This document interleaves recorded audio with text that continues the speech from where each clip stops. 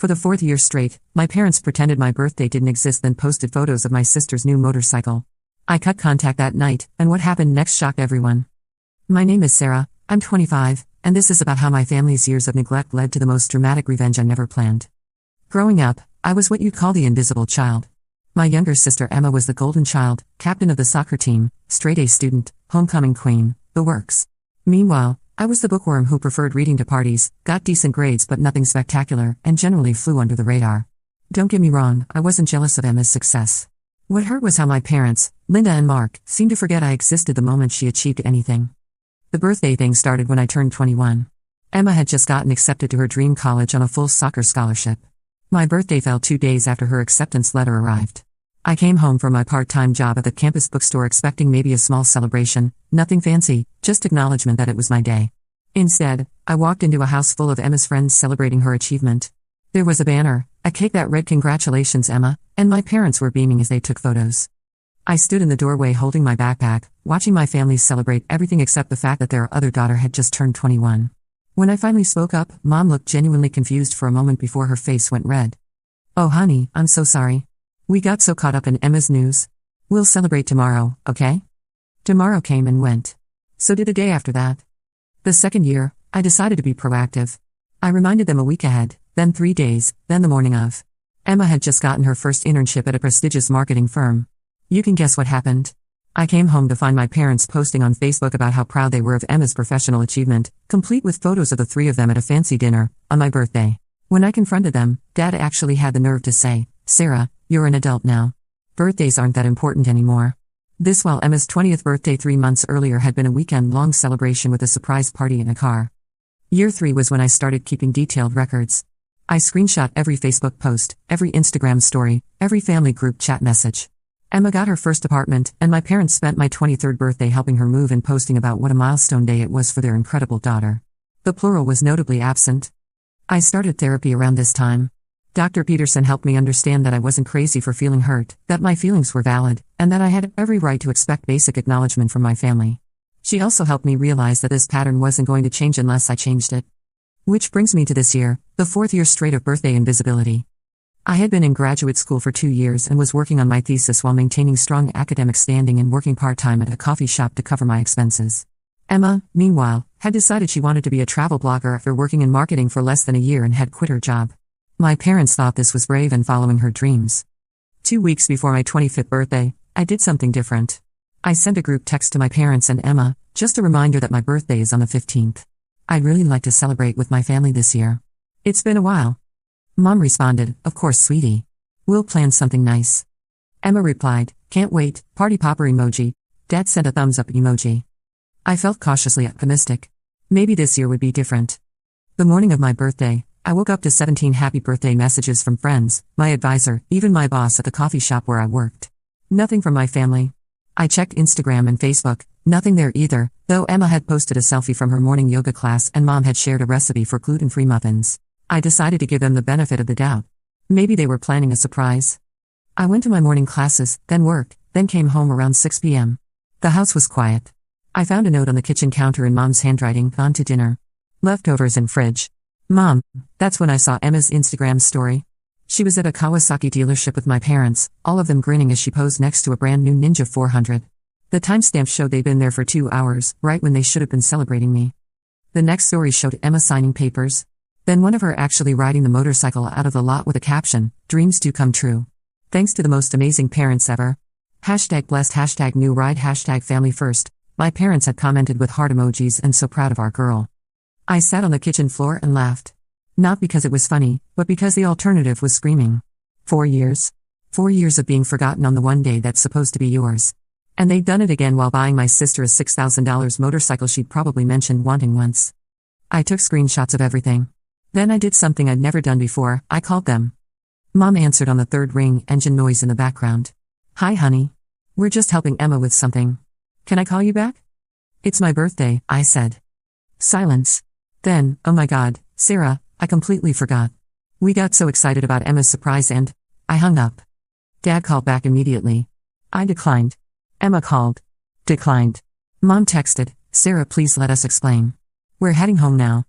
I didn't respond. Instead, I started packing. I'd been staying at home to save money during grad school, but I had enough saved for a security deposit on a small apartment. I'd actually looked at a place the week before, just in case. I called the landlord. Miraculously, it was still available. By the time my family got home at 9 p.m., my room was empty and I was gone. The calls and texts started immediately. Mom, Sarah, where are you? We need to talk about this. Dad, you're being dramatic. Come home so we can discuss this like adults. Emma, Sarah, I'm sorry about today, but you can't just disappear. Mom's crying. I turned my phone off and spent my first night of freedom in my new apartment, eating Chinese takeout and watching Netflix. It was the best birthday I'd had in years. The next morning, I turned my phone back on to 47 missed calls and 23 text messages. I deleted them all without reading them and changed my number. Then I blocked them on all social media and set my accounts to private. I thought that would be the end of it. I was wrong. Dr. Peterson had always said that families with these dynamics don't just accept being cut off, they escalate. She was right. It started with them showing up at my workplace. I was working the morning shift at Grounds Coffee when Emma walked in, followed by my parents. I was behind the counter, trapped. Sarah, this has gone on long enough, Dad said, approaching the register like a customer. You need to come home so we can work this out. This is my workplace, I said quietly. Please leave. We're your family. Mom's voice was getting louder. You can't just cut us off over a misunderstanding. My manager, Kevin, peered from the back room. He'd noticed my distress and came to investigate. Is everything okay here? We're her family, Emma said, turning on her charm. There's been a little family disagreement, and we just want to talk to her. Kevin looked at me. Sarah? Do you want to talk to these people? No, I said. I'd like them to leave. Kevin nodded. I'm going to have to ask you folks to leave. This is a place of business. Dad's face went red. This is ridiculous. Sarah, stop being childish and talk to us. Sir, I'm not going to ask again, Kevin said firmly. They left, but not before Mom loudly declared, we raised you better than this, Sarah. They tried twice more at the coffee shop before Kevin banned them from the premises. Next, they found my apartment. I have no idea how. I'd been careful not to give anyone my address. They didn't just knock, they camped out. I came home from my evening job at the tutoring center to find all three of them sitting on my apartment steps. We're not leaving until you talk to us, Emma announced. I called the police. When the officers arrived, my family tried to explain that this was just a family misunderstanding and they were worried about their daughter/sister. The cops were polite but firm, they had to leave the property. This is what you've become? Mom shouted as they were escorted away. Calling the police on your own family? Yes, I thought. That's exactly what I've become. The harassment continued for 3 weeks. They found my graduate advisor's office and showed up there, telling Dr. Martinez that they were concerned about my mental health, asking if I'd been acting strangely. Dr. Martinez, thankfully, reminded them of privacy laws and asked them to leave. They contacted my undergraduate professors whose information they found online. They called both of my jobs. Emma even tried to get information from my former roommate, claiming I was missing and they were just trying to make sure I was safe. But the most invasive incident happened during my 3rd week of freedom. I was at the university library, working on research for my thesis in what I thought was an obscure corner of the graduate studies section. I'd chosen this spot specifically because it was tucked away behind the economics journals, somewhere my family would never think to look. I was deep in concentration when I heard familiar voices. My blood ran cold as I realized Emma was talking to the librarian at the reference desk, which was unfortunately within earshot of my hiding spot. I'm looking for my sister, Sarah Mitchell, Emma was saying in her sweetest voice. She's a graduate student here, and we're really worried about her. She's been going through a difficult time and hasn't been returning our calls. We just want to make sure she's okay. The librarian, Mrs. Patterson, had helped me with research multiple times over the past 2 years. She knew me as a quiet, dedicated student who always returned books on time and never caused problems. I'm sorry, but I can't give out information about students, Mrs. Patterson replied professionally. Oh, I completely understand, Emma said, her voice getting that manipulative lilt I remembered from when she wanted something from our parents. I'm not asking for personal information. Could you maybe tell her we stop by if you see her? We're her family, and we love her so much. We just want her to know we're here for her. I watched from behind the stacks as Emma pulled out her phone and showed Mrs. Patterson something on the screen. This is from her birthday last month. See how happy our family is? We had such a wonderful celebration, but afterward, Sarah started acting strange and now she won't talk to us. We're afraid she might be having some kind of breakdown. I couldn't see what Emma was showing her, but I could guess. Probably photos from the motorcycle purchase, carefully cropped and contextualized to make it look like a family celebration rather than my exclusion. Mrs. Patterson's expression remained neutral. I understand your concern, but university policy is very clear about student privacy. If you're worried about a family member's well-being, I'd suggest contacting the appropriate authorities rather than the library. Emma's mask slipped for just a moment. I caught a flash of frustration cross her face before she reconstructed her worried sister act. Of course, you're absolutely right. Thank you for your time. After Emma left, I waited 20 minutes before approaching Mrs. Patterson. She looked up as I approached her desk, and I saw immediate recognition in her eyes. Sarah, she said quietly, glancing around to make sure we weren't overheard. I think someone was just here looking for you. I know, I said. I heard the whole thing. Thank you for not telling her anything. Mrs. Patterson studied my face carefully. Are you all right, dear? She seemed genuinely concerned, but something about the situation felt off. I made a quick decision. Mrs. Patterson had always been kind to me, and I trusted her discretion. Without going into details, I'm not in contact with my family right now for very good reasons. They've been showing up at my workplace and apartment, and now apparently here. I'm safe, I'm not having a breakdown, and I don't want them to know where to find me. She nodded slowly. I've worked at universities for 30 years, Sarah. I've seen family dynamics that weren't healthy before. Is there anything the library can do to help? We can flag your student record to prevent anyone from getting information about you, including class schedules or study locations. That would be amazing, I said, feeling a wave of relief. Done. And Sarah, if anyone else comes looking for you, they'll get the same response your sister did. Student privacy is something we take very seriously here. That interaction made me realize how insidious my family's campaign was becoming. They weren't just harassing me directly, they were systematically going through every aspect of my life, trying to create a narrative that I was unstable and they were the concerned family members trying to help. It also made me understand how effective Emma could be when she wanted something. If I hadn't overheard the conversation myself, if Mrs. Patterson had been someone more susceptible to emotional manipulation, Emma might have gotten information about my schedule, my research, or my favorite study spots. The incident prompted me to reach out to Dr. Peterson for an emergency session. I needed to process not just the violation of having them track me down at the library, but also the realization of how calculated their approach had become. What you're describing sounds like a coordinated campaign, Dr. Peterson said when I recounted the library incident. They're not just reacting emotionally to your absence, they're strategically trying to undermine your independence and create justification for their intrusion into your life. She helped me understand that this escalation was actually predictable. When someone removes themselves from a dysfunctional family system, the system doesn't just accept the change. It typically tries to pull that person back in, often through increasingly dramatic means.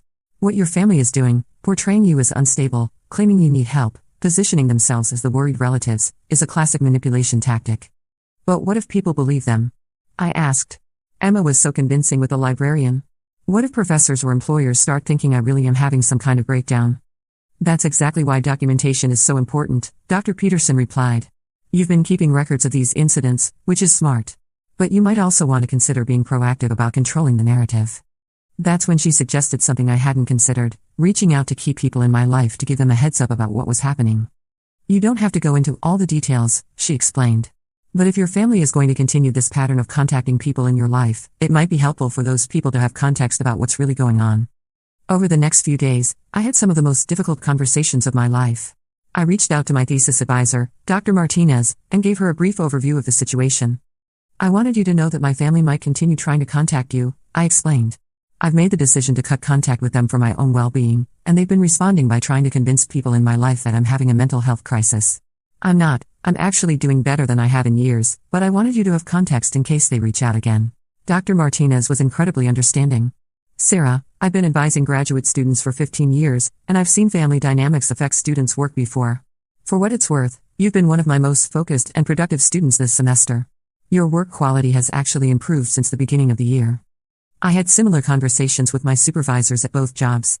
Kevin at the coffee shop was already aware of the situation from their in-person harassment, but I also spoke to my supervisor at the tutoring center, Ms. Chen.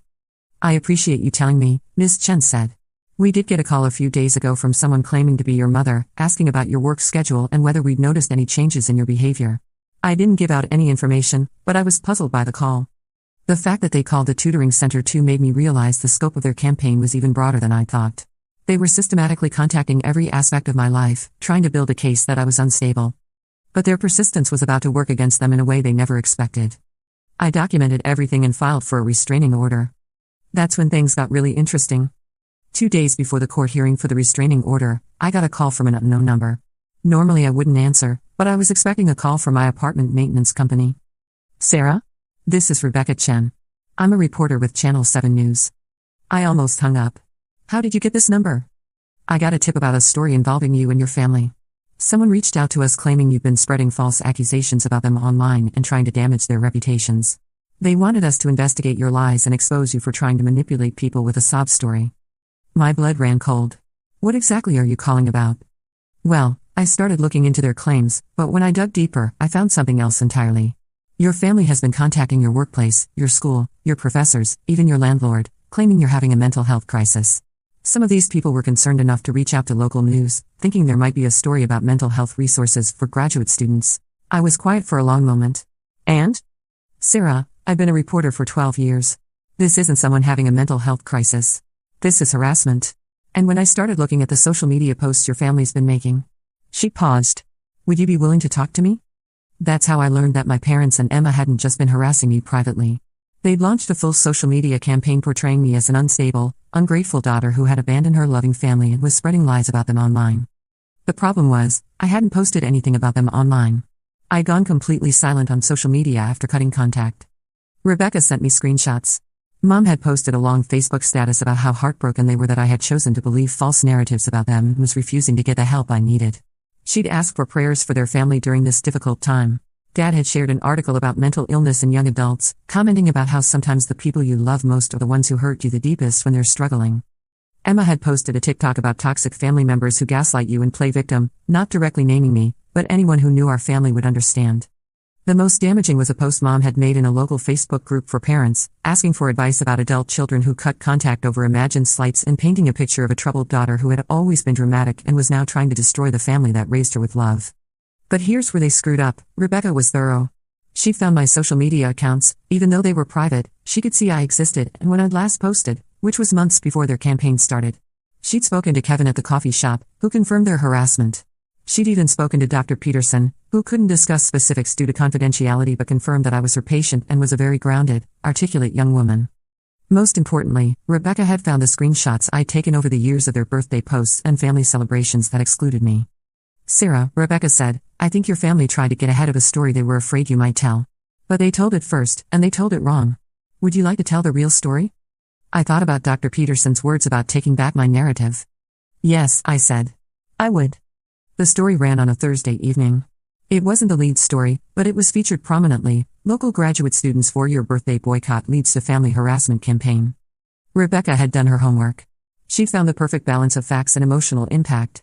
The segment showed the screenshots of Emma's birthday celebrations next to my parents' Facebook posts on my birthdays. The contrast was stark and damning. She'd interviewed Kevin about the harassment at my workplace and included a statement from my graduate department confirming the disruption to my studies. But the most powerful part was when Rebecca had asked Mom for comment. She'd actually agreed to an on-camera interview, probably thinking she could spin the narrative back in their favor. It backfired spectacularly.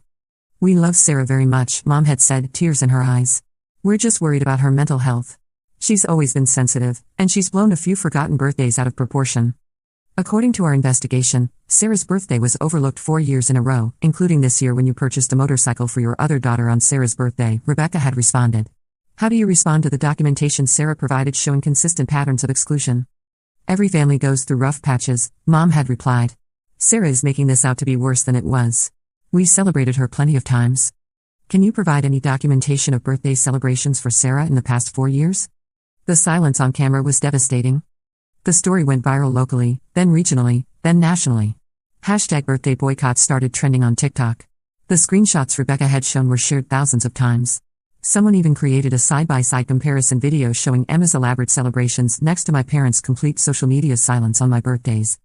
The virality of the story created some unexpected complications in my daily life. Within 48 hours of the story airing, my social media accounts were flooded with friend requests and messages from strangers. Even though my accounts were private, people were finding ways to reach out, through LinkedIn, through mutual friends, even through the contact forms on websites where I'd previously done freelance tutoring. Most of the messages were supportive, but the sheer volume was overwhelming. I was getting hundreds of notifications a day from people sharing their own family stories, offering support, or just expressing outrage on my behalf. The attention also meant I was being recognized in public. The first time it happened, I was at the grocery store when a woman approached me in the cereal aisle. Excuse me, are you Sarah? From the news story about the birthdays? I froze, unsure how to respond. Part of me wanted to deny it, to maintain my privacy, but another part of me was curious about what she wanted to say. Yes, I said cautiously. Her eyes filled with tears. I just wanted to thank you for speaking out. My parents did something similar to me, not birthdays, but they consistently chose my brother over me for everything. I cut contact 5 years ago, and I've been questioning myself ever since, wondering if I was overreacting. Seeing your story, seeing that documentation you provided, it helped me realize I wasn't crazy. She reached out and squeezed my hand. You gave me permission to stop doubting myself. That interaction was repeated dozens of times over the following weeks. At the coffee shop, at the university, even at the post office, people kept approaching me with their own stories of family neglect and validation that my experience resonated with them. But not all the attention was positive. About a week after the story aired, I started receiving negative messages too. Most were from people defending family values and criticizing me for airing dirty laundry in public or being ungrateful to parents who did their best. The worst was a voicemail left on my work phone at the tutoring center. You're a spoiled brat who destroyed your family over a few missed birthdays. Your parents should have cut you off years ago instead of wasting their money on an ungrateful daughter. People like you are what's wrong with this generation. Kevin at the coffee shop got similar calls, with people demanding that he fire me for being a family destroyer and bad for business. Fortunately, Kevin saw the irony in strangers harassing him about my family supposedly harassing me, and he refused to be intimidated. The negative attention made me second-guess my decision to go public. During one particularly difficult day when I'd received a dozen hateful messages, I called Dr. Peterson in tears. I'm wondering if I made a mistake, I told her. Maybe I should have just stayed quiet and dealt with this privately. Now there are strangers on the internet calling me horrible names, and I feel like I've made everything worse. Sarah, Dr. Peterson said gently, the people criticizing you are revealing more about themselves than about you. Anyone who can look at 4 years of documented birthday exclusion and call you spoiled for being hurt by it is someone who either hasn't examined their own family dynamics or is defending their own problematic behavior. She helped me understand that the negative responses were actually validating the importance of speaking out. The reason your story is triggering such strong reactions is because it's forcing people to confront uncomfortable truths about family dynamics. The people who are angry at you aren't really angry at you, they're angry at having their worldview challenged. But Dr. Peterson also helped me set boundaries around the attention. We worked on strategies for managing the overwhelming response, including setting up separate email accounts for story-related contact and creating scripts for how to respond when people approach me in public. Most importantly, she helped me focus on why I'd chosen to tell my story in the first place. You didn't go public for revenge, she reminded me.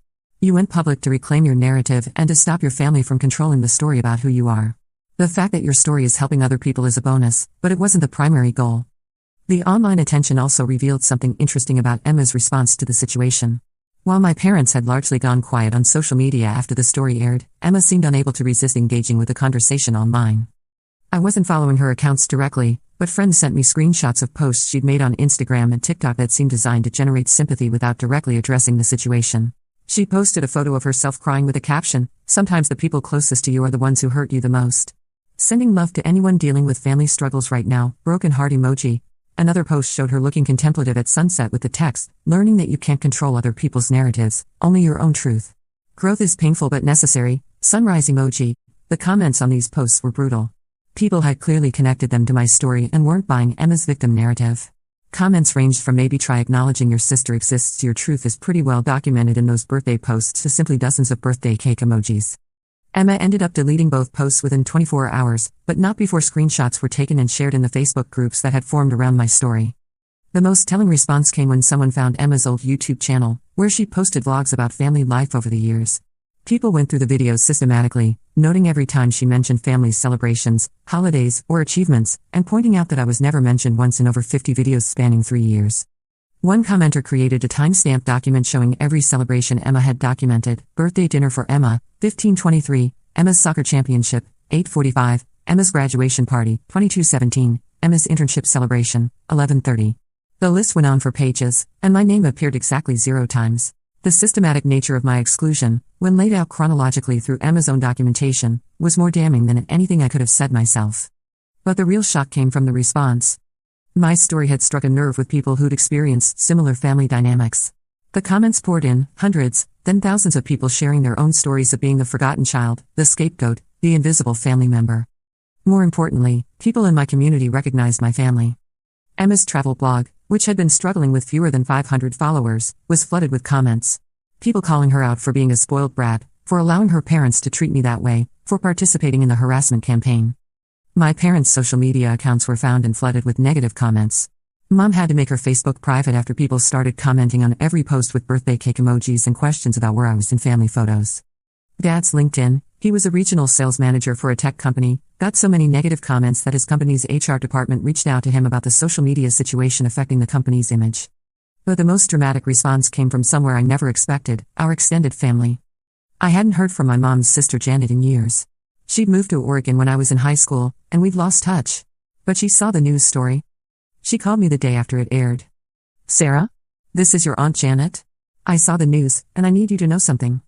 She told me that she'd been wondering for years why I was never mentioned in family updates. Every time she called Mom or saw their Facebook posts, it was all Emma, all the time. When she'd asked about me, Mom would give vague responses about how I was doing fine or keeping busy with school. "I thought maybe you were just private, didn't like social media," Janet said. "I had no idea they were completely ignoring you." Then she told me something that made my blood run cold. "Sarah, this isn't new. Your mom did the same thing to her younger brother, your Uncle Mike. He was the quiet one, never caused trouble, got decent grades. But your grandfather always favored your mom, and she learned to get attention by being dramatic and demanding. Mike was forgotten in all the chaos." "What happened to Uncle Mike?" "He cut contact with the family when he was 25. Your mom told everyone he was mentally unstable and turned his back on family. She made him out to be the villain. I believed her for years because I was young and didn't understand the dynamics. Mike tried to reach out to me once, to explain his side, but I didn't listen." Janet's voice broke. "He died in a car accident 10 years ago. I never got to apologize to him or hear his story. When I saw what your parents were doing to you, the same pattern, the same lies, I knew I couldn't stay silent." That's when she dropped the real bombshell. "Sarah, I kept some of Mike's things after he died, including journals and letters he wrote but never sent.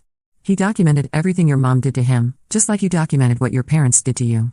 And I have photos from family gatherings where Mike was clearly excluded, just like they excluded you." She paused. "Would you like me to scan them and send them to you? I think it's time the family's pattern of scapegoating got exposed." 2 days later, my email was full of scanned documents that painted a picture of generational family dysfunction. Uncle Mike's journals described the same patterns I'd experienced: forgotten birthdays, being excluded from celebrations, being gaslighted when he tried to address the problems. But there was more. Janet had also sent me photos from family gatherings from the 1980s and 1990s. In every single family photo, Uncle Mike was either absent or positioned at the very edge of the group, often partially cut off. In celebration photos, he was never the center of attention, never had anyone's arm around him, never looked genuinely happy. It was like looking at my own childhood through a different lens. I forwarded everything to Rebecca, who was already working on a follow-up story about the public response to the first piece. This new information turned it into something much bigger. The second story ran the following week. Family's pattern of scapegoating spans generations. Deceased uncle's journals reveal similar treatment. This time, it wasn't just local news. National media picked it up. The story touched on generational trauma, family scapegoating, and the long-term psychological effects of emotional neglect. The national attention brought an entirely different level of scrutiny and support. I started receiving emails from journalists across the country wanting to do follow-up interviews. Producers from daytime talk shows reached out asking if I'd be willing to appear on their programs to discuss family estrangement. A literary agent contacted me suggesting I write a book about my experience. "Stories like yours are incredibly important," she wrote. "There are millions of people dealing with similar family dynamics who need to see that they're not alone and that it's possible to break these cycles." The idea of writing a book was both terrifying and appealing. On one hand, it would mean continuing to live in the public eye and potentially dealing with more negative attention. On the other hand, it would give me the opportunity to tell my story in depth and potentially help even more people. But the most unexpected contact came from Dr. Angela Foster, a psychology professor at Northwestern University who specialized in family systems and generational trauma. "Sarah," she said when she called, "I've been researching family scapegoating patterns for over 20 years, and your story, combined with your uncle's documentation, represents one of the most clear-cut examples of generational pattern repetition I've ever encountered. Would you be interested in contributing to my research?" She explained that she was working on a longitudinal study about how scapegoating patterns repeat across generations and how they can be interrupted. "Your family's pattern is textbook, but what's unique is that you have documentation spanning 2 generations. Your uncle's journals and your own records create an unprecedented window into how these dynamics perpetuate themselves." The idea of turning my painful experience into something that could contribute to academic understanding was appealing. Dr. Foster assured me that any research participation would be completely confidential and that I would have input on how the findings were presented. "One of the biggest challenges in studying family scapegoating is that the patterns are often hidden within family systems," she explained. "Victims are taught to minimize their experiences or blame themselves, and families present a different narrative to the outside world. Your case is unusual because the pattern became publicly visible, which gives us insights we rarely get to see." I agreed to participate in her research, partly because I wanted to contribute to understanding these dynamics, but mostly because I wanted my experience to serve some larger purpose beyond just my own healing. Dr. Foster's preliminary analysis revealed some fascinating patterns. She found that my mother's treatment of Uncle Mike and her treatment of me followed almost identical trajectories: initial favoritism toward a charismatic sibling, gradual marginalization of the quieter child, escalation of exclusion around major family events, and finally, character assassination when the scapegoat tried to address the problems. What's particularly interesting, Dr. Foster told me during one of our interviews, is how your mother seemed to unconsciously recreate the family dynamic she grew up in, but cast herself in the role of the favored child rather than the scapegoat. She became what her father was to her brother, the parent who actively participated in marginalizing a family member. This insight helped me understand something I'd never been able to articulate before: my mother wasn't just neglecting me out of indifference. She was actively recreating a family dynamic that felt normal to her, even though it had caused tremendous pain to her own brother. Families are systems, Dr. Foster explained. When someone grows up in a dysfunctional system, they often recreate that same dysfunction in the next generation, even if they were the victim of it themselves. Your mother learned that families have a good child and a problem child, and she made sure Emma was positioned as the good child, which automatically cast you in the role of the problem child. The research sessions were both illuminating and emotionally difficult. Going through my documentation with a trained researcher meant examining patterns I'd been too close to see clearly. Dr. Foster showed me how my parents' exclusion of me had actually escalated over time in response to my achievements. "Look at this timeline," she said, pointing to a chart she'd created. "Your academic honors, your job promotions, your graduate school acceptance, they're all followed within weeks by major celebrations for Emma that excluded you." She theorized that my successes were threatening to the family narrative that positioned Emma as the achiever and me as the problem. Rather than celebrating your accomplishments, which would have disrupted their established roles, your parents unconsciously escalated Emma's celebrations to maintain the hierarchy. This explanation helped me understand why my birthday exclusions had gotten worse over time rather than better. I'd always assumed that if I just achieved more, worked harder, or caused fewer problems, my parents would eventually notice and value me. But Dr. Foster's analysis suggested the opposite: the more I achieved, the more threatening I became to the family system, and the more actively they worked to marginalize me. Dr. Peterson was interviewed as an expert on family dynamics, with my permission, and she explained the psychological patterns that create scapegoats within families. "What we see here is a pattern that often repeats across generations," she said. Families develop systems where one member is consistently marginalized, and that marginalization is then justified through narratives that paint the victim as too sensitive, dramatic, or mentally unstable. These patterns don't just damage the immediate victim, they affect the entire family system. The response was overwhelming. My story became a touchstone for discussions about family trauma and the myth of their family as justification for abuse.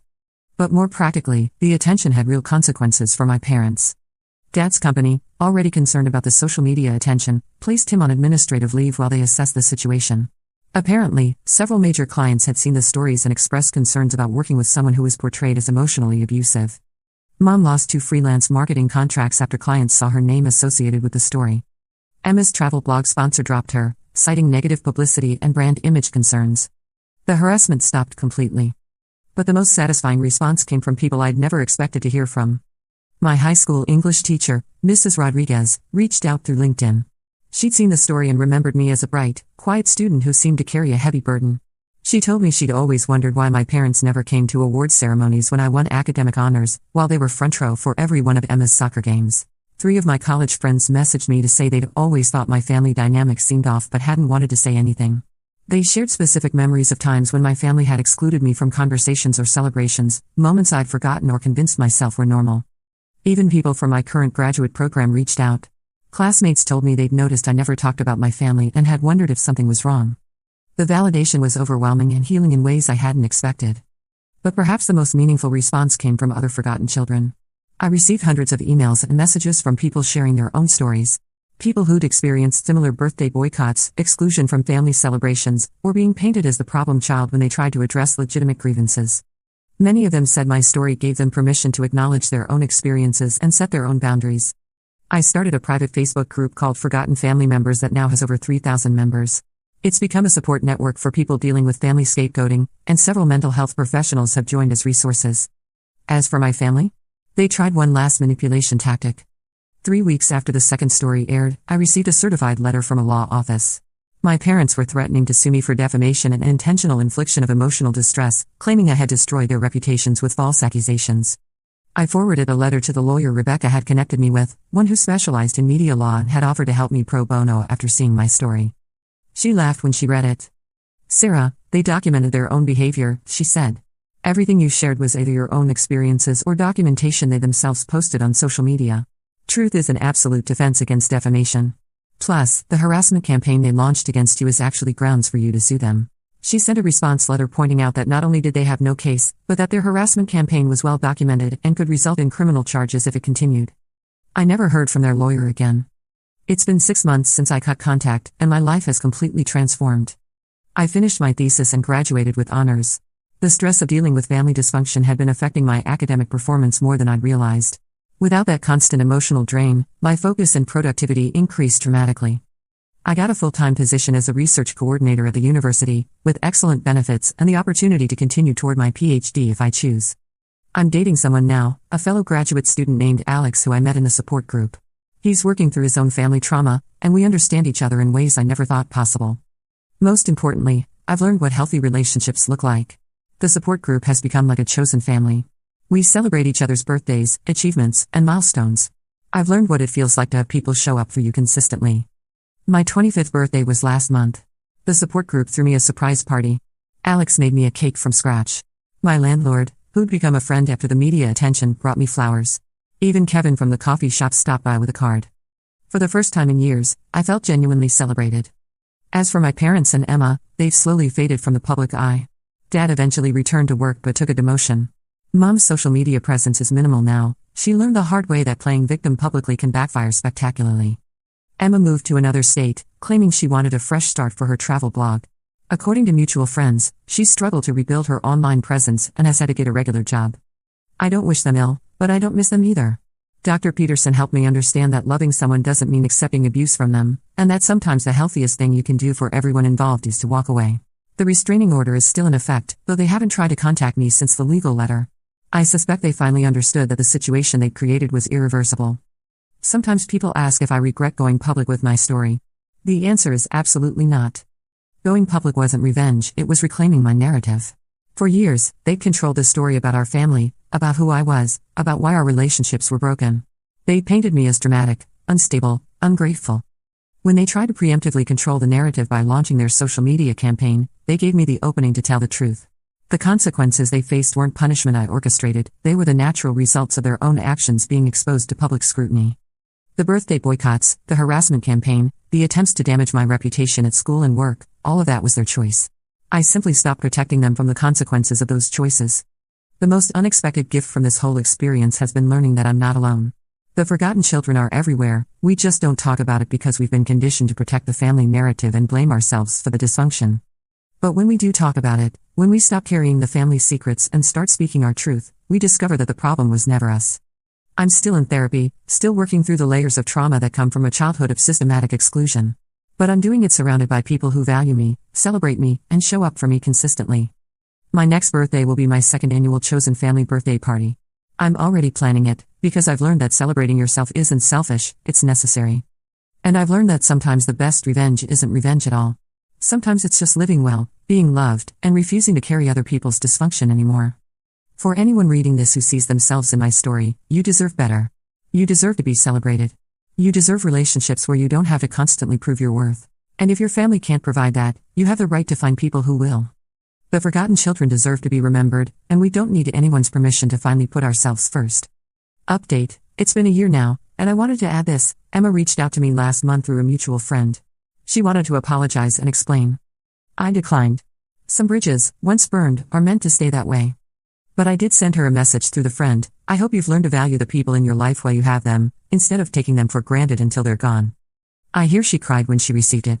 Part of me feels sad about that, because I remember the little sister who used to follow me around and copy everything I did. But that little sister grew up into someone who stood by and watched while her parents forgot I existed, year after year, and only spoke up when there were consequences for her. Some apologies come too late. The good news is that I've learned I don't need her apology to heal. I don't need any of them to acknowledge what they did for me to know it happened and to know it wasn't okay. I needed their acknowledgement when I was still fighting for scraps of their attention. But I don't need anything from them anymore. And that, I think, is the real victory.